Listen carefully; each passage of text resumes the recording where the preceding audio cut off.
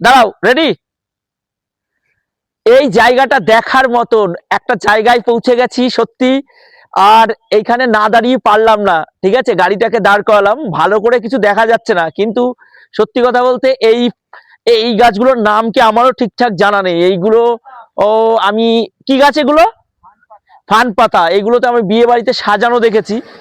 আর সত্যি কথা এই জায়গার আবহাওয়াটাই এতটা সুন্দর যে এখানে মানে কিছু দেখা যাক না যাক সেটা ব্যাপার না, উপরে পাইন গাছ।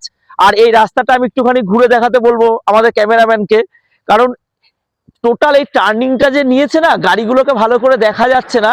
তো এই জায়গাটা মানে জাস্ট অসাম, মানে কথায় ভাবে বোঝানো আমার পক্ষে অসম্ভব। যে কারণে লাভা পৌঁছানোর কথা আমাদের, বাট লাভা পৌঁছানোর আগেই আমি এই জায়গাটাতে দাঁড়িয়ে গেছি। দাঁড়ানোর এই একটাই কারণ, এই অপরূপ সৌন্দর্যটাকে তুলে ধরার।